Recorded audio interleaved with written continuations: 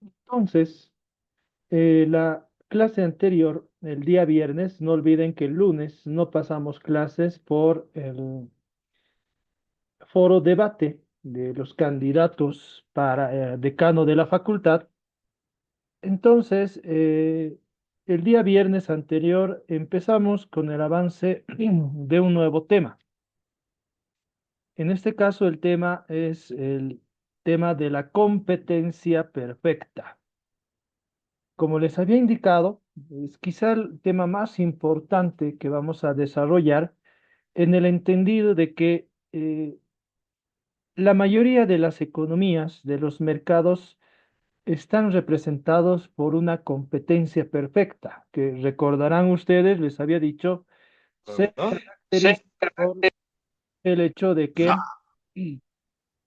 primero, mm, existe una gran cantidad de empresas en el mercado, de ofertantes y demandantes.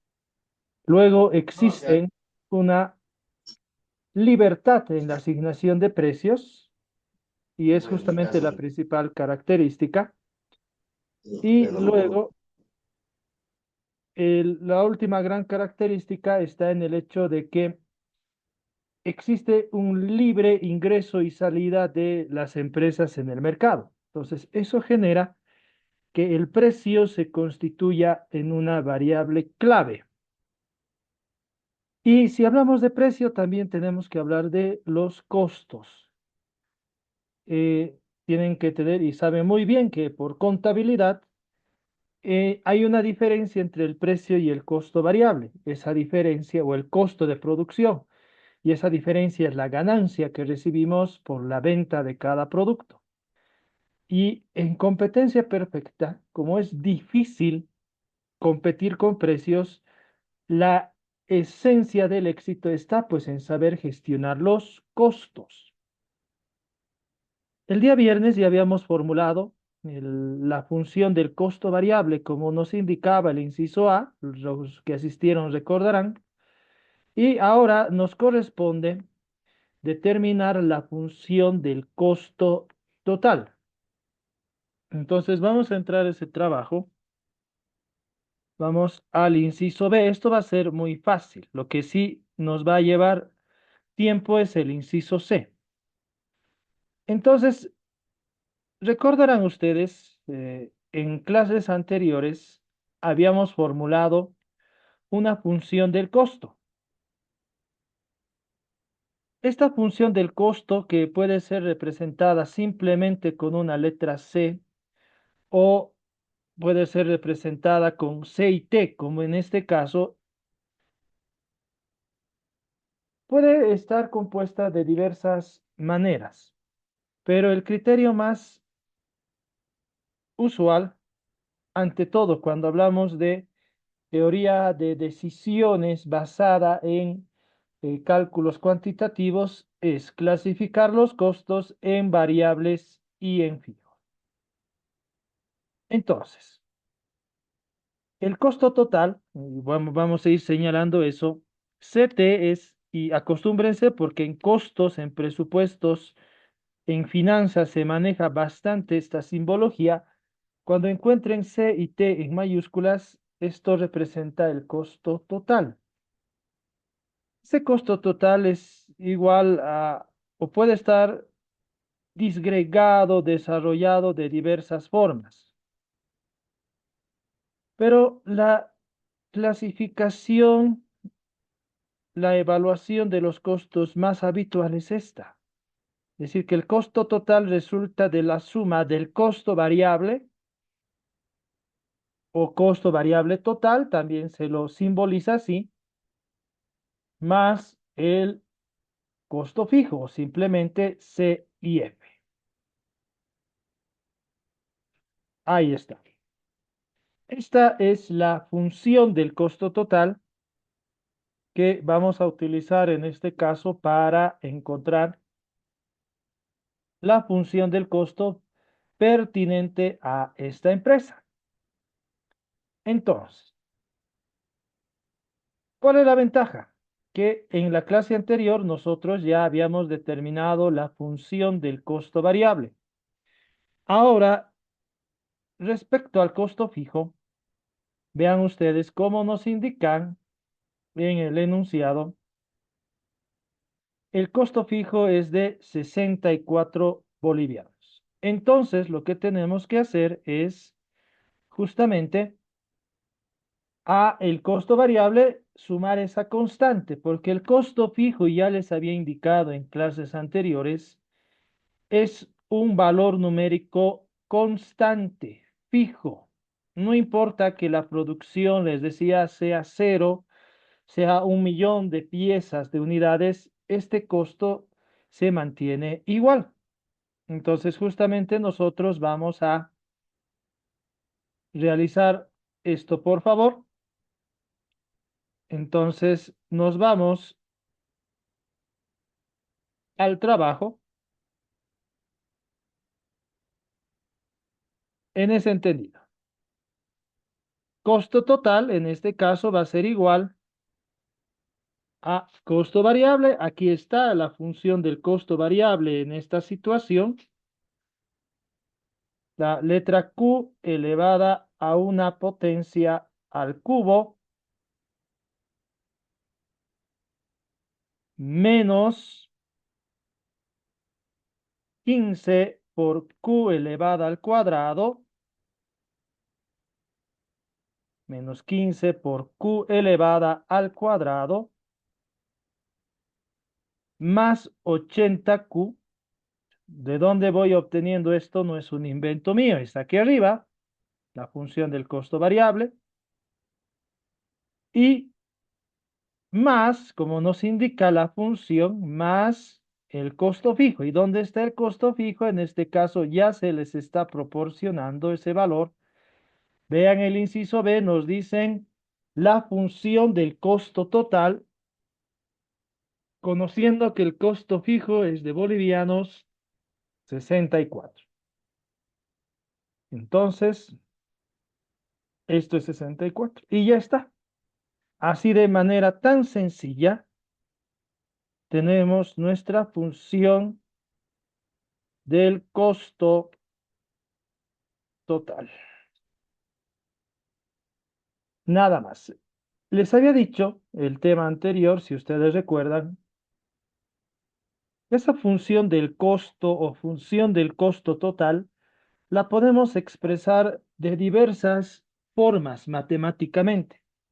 Si ustedes recuerdan, en el tema anterior, la función tenía otra o se caracterizaba por presentar otra función matemática. Aquí tenemos otra. Depende mucho de la situación de los datos al alcance. Por lo general, las funciones de costo se expresan de esta manera. Y esto es lo que van a estudiar, por ejemplo, cuando lleven materias como costos, presupuestos o finanzas. No, son funciones lineales o son funciones cuadráticas o de mayor grado. No son tan complejas o no llegamos a ese nivel de complejidad. Ahí está. Ahí está. Eso sería simplemente el inciso B. Esta función es importante y es esencial para lo que vamos a desarrollar en el inciso C. Ahora sí vamos a entrar a trabajar con el inciso C y por eso es importante que hayan asistido a la clase anterior y tengan a disposición el enunciado del presente ejemplo. En el inciso C nos piden determinar el punto de cierre de la empresa. Este es un dato muy importante. Voy a hablarles primero teóricamente y luego vamos a entrar a el análisis cuantitativo. Si nos piden el punto de cierre, voy a hablarles teóricamente. El punto de cierre, obviamente, esto va a cambiar. Vamos a indicar en microeconomía, en contabilidad de costos o en análisis de costos, hay otro tipo de punto de cierre. que es el punto de equilibrio en efectivo, pero no estamos nosotros en esa asignatura. El punto de cierre en microeconomía representa el valor del precio con el cual una empresa debe decidir, con el cual una empresa debe decidir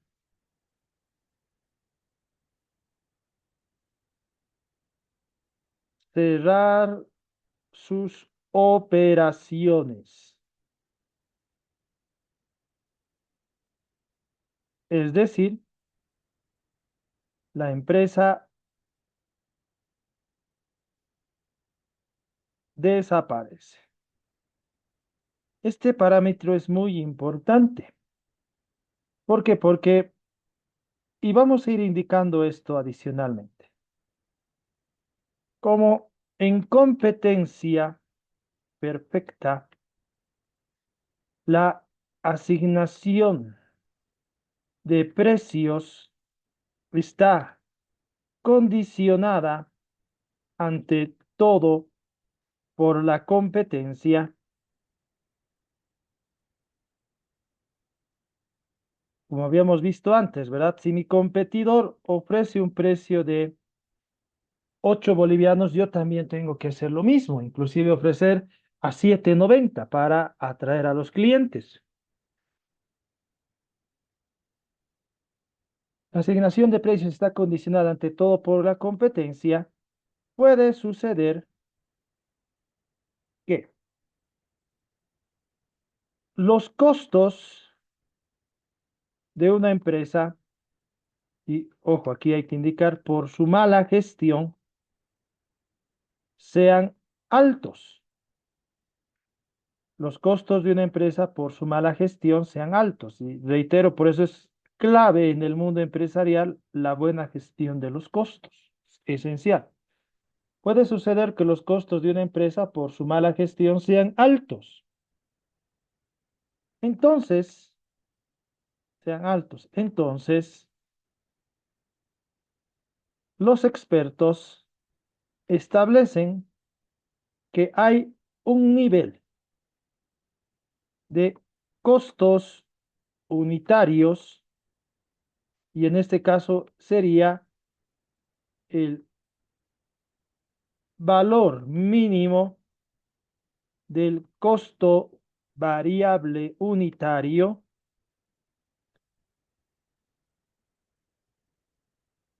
que hay un nivel de costos unitarios, el valor mínimo del costo variable unitario que representa el límite hasta el cual puede caer el precio de venta, hasta el cual puede caer el precio de venta para que las operaciones sean tolerables. Es decir, la empresa pueda seguir operando. Eso es lo que nos va a interesar a continuación. Vamos a buscar cuál es ese nivel de costos que es tolerable para fijar el precio. Eso es muy importante porque, como les digo, en competencia perfecta, si mi competidor vende un producto a 8, yo tengo que vender al mismo precio. Pero sucede que mis costos por la mala gestión, digamos, mi costo unitario es 7,50, 7,80. Va cayendo mi margen de ganancia.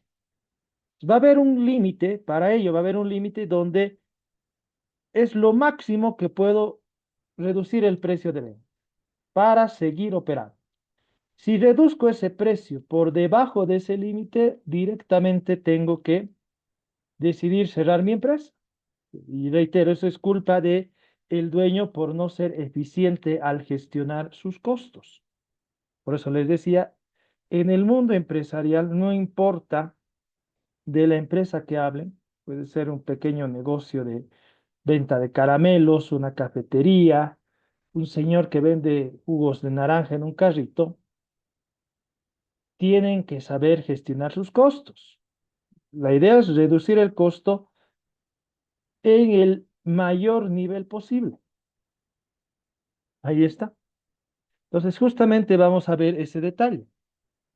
Entonces, para encontrar el punto de cierre de esta empresa, vamos a primero utilizar dos elementos muy importantes. Vamos a determinar primero el costo total medio. Recuerden, esto lo pueden expresar o abreviar de esta manera: C, T y M en mayúsculas seguidas de la letra E como subíndice o en minúscula. Y esto ya lo hemos visto, si ustedes recuerdan. Si revisan sus apuntes anteriores, hemos visto el costo medio o costo unitario. Costo total medio o costo unitario total. Reitero, en una clase anterior vimos justamente cómo obtener esto.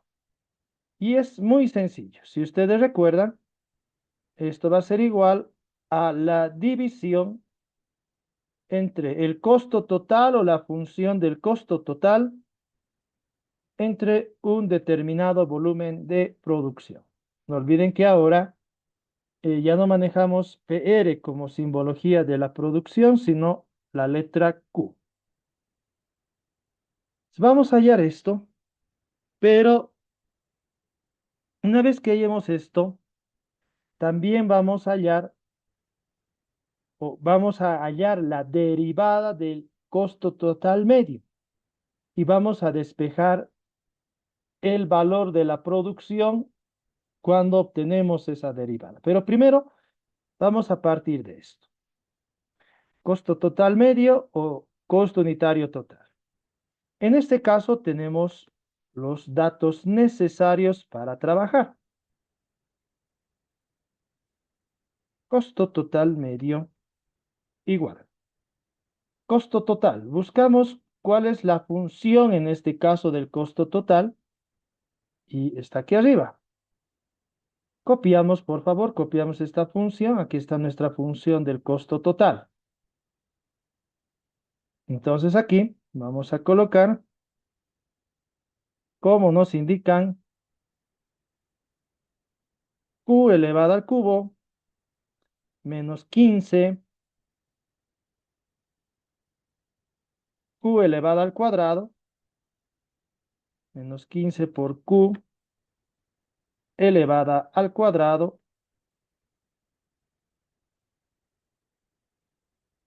más 80q más 64. Que realicé en este momento, como les dije, copiar la función del costo total, que está aquí. Y esto lo dividimos entre la letra Q o la producción. Ahí está. Entonces Q se convierte en común denominador de cada uno de los elementos que están en el numerador y podemos realizar las simplificaciones pertinentes al caso. Entonces vamos a proceder con esto. Costo total medio o costo unitario total. En este caso,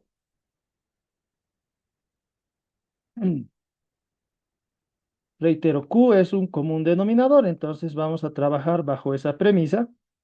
Tendríamos por una parte Q elevado al cubo entre Q menos otra fracción, 15 por Q elevado al cuadrado sobre Q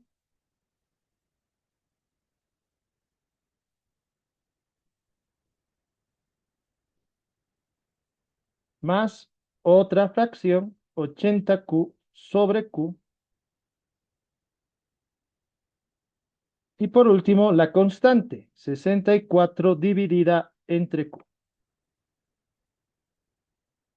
Ahí está. Muy bien, entonces vamos realizando las simplificaciones pertinentes a este caso. Costo total medio o costo unitario, Q elevado al cubo entre Q, ambos podemos simplificar y en este caso simplemente me quedaría Q elevado al cuadrado.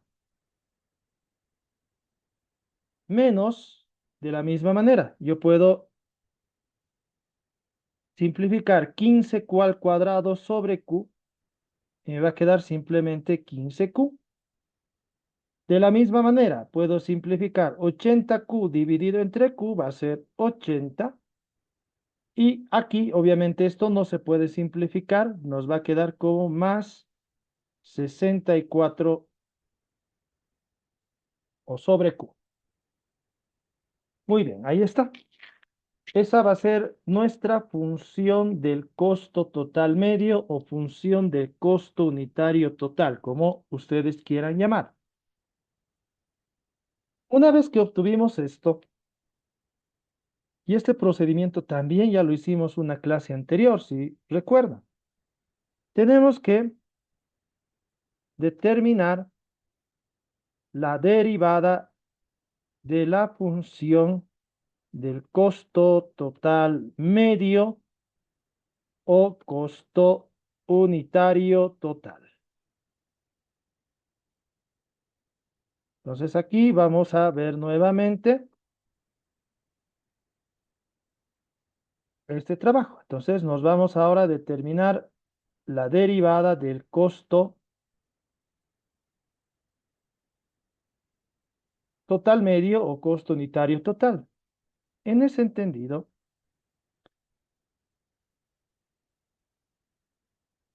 vamos a derivar y esto va a ser muy fácil porque como es una función que está compuesta por la suma de varias funciones, cada una se va a derivar de forma independiente. Entonces nos están pidiendo, en este caso, la derivada del costo total medio y en este caso derivando la variable Q, ¿sí?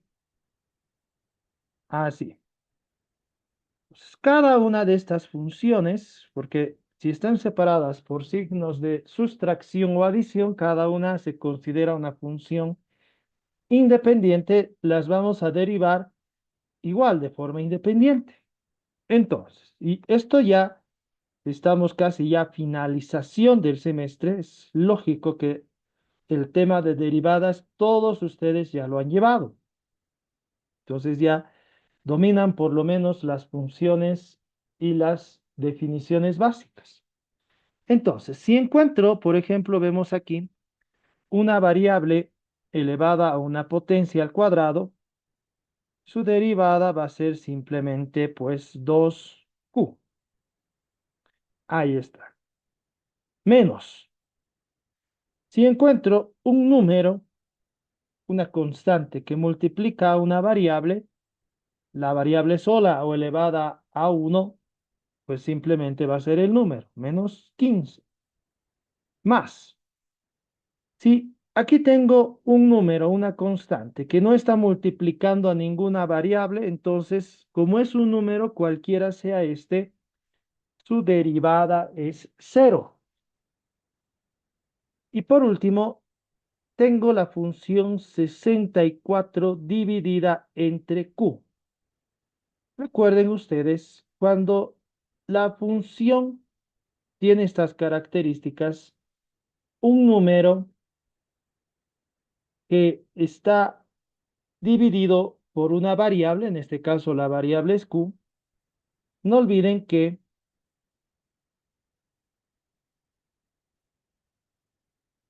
que, perdón, la derivada toma un signo negativo. Bueno, esas son las características, como les digo, de la derivada. El número que está en el numerador se mantiene igual, 64. Pero en el denominador, la variable la elevamos al cuadrado. Así. Reitero, esta es la derivada de una función ¿dónde? En el numerador se presenta una constante, un número, la cual está dividida entre una variable. Ahí está. Entonces, miren, esta sería la derivada de la función del costo total medio. Vamos a expresarla de manera correcta. Derivada del costo total medio. Momentito.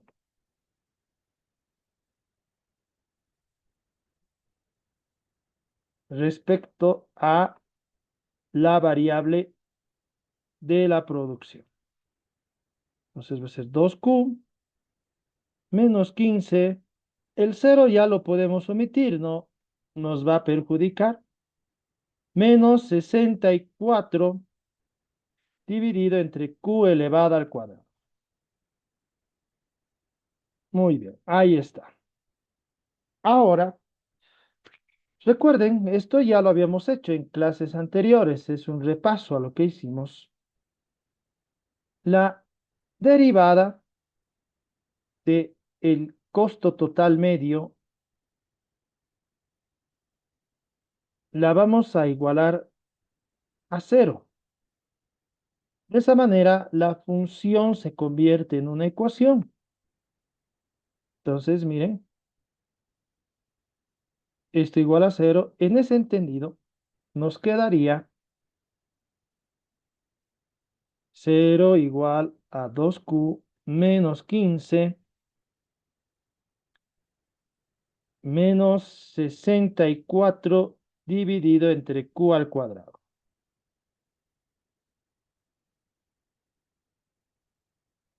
Ahí está. ¿Qué me permite esto a mí en este momento? Me permite, noten que como variable queda Q. Entonces lo único que vamos a hacer es eh, despejar Q. Obviamente, y aquí podemos encontrar una amplia variedad de criterios. Entonces colocamos despejando Q.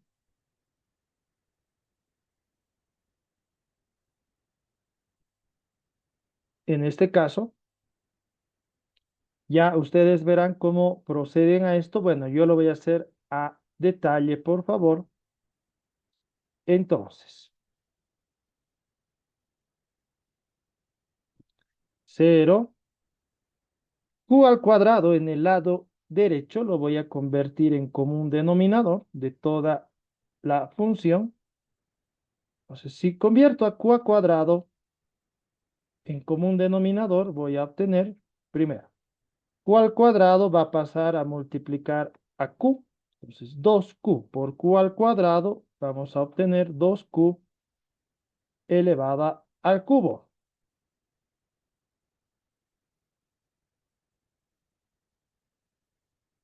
De la misma manera, si multiplico menos 15 por Q al cuadrado, menos 15Q al cuadrado, y menos 64 no se ve modificada. ¿Por qué? Porque Q ya era su común denominador. Momentito, por favor, un pequeño ajuste. Ahí.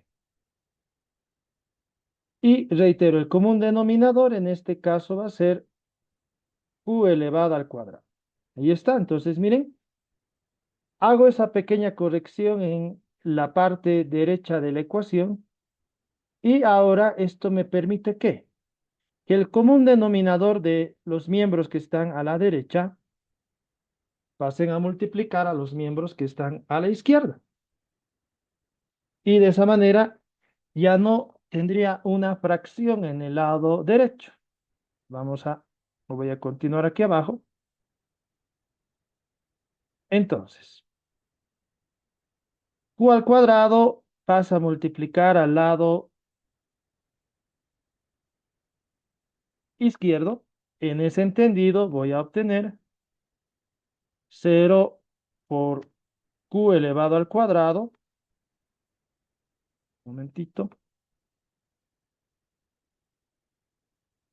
Cero por Q elevado al cuadrado igual, y en el lado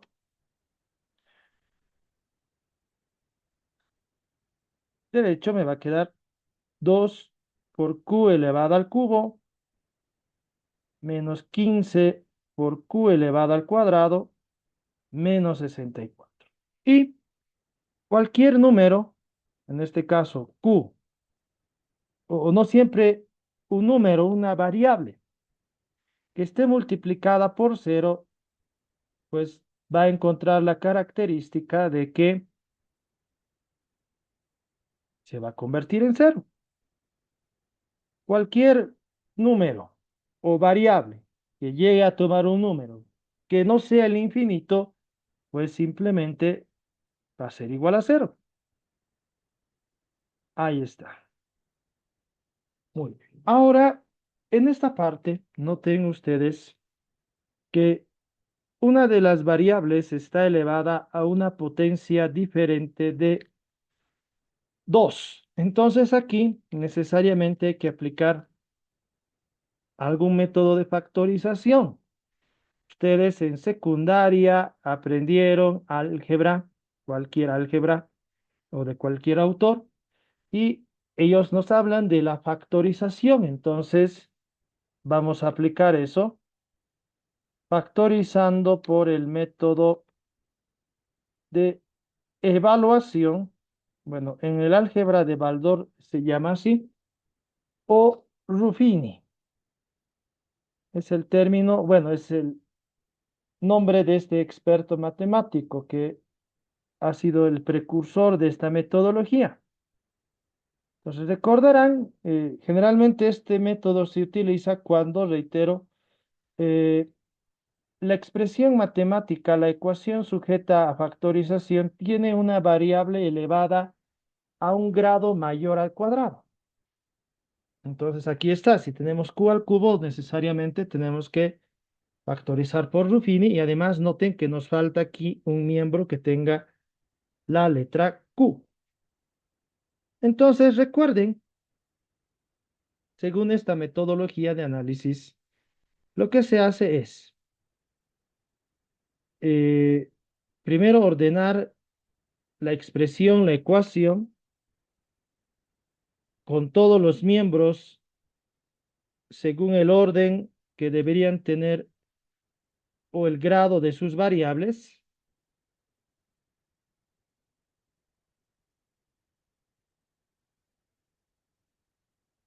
Noten que aquí nos falta un miembro que tenga justamente a solo la variable q.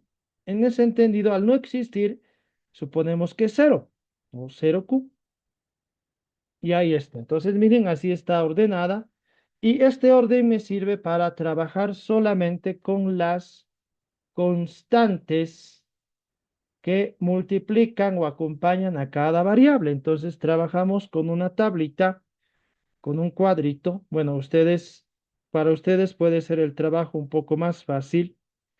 En mi caso va a ser un poco más complicado. Voy a trabajar con una tabla, por favor.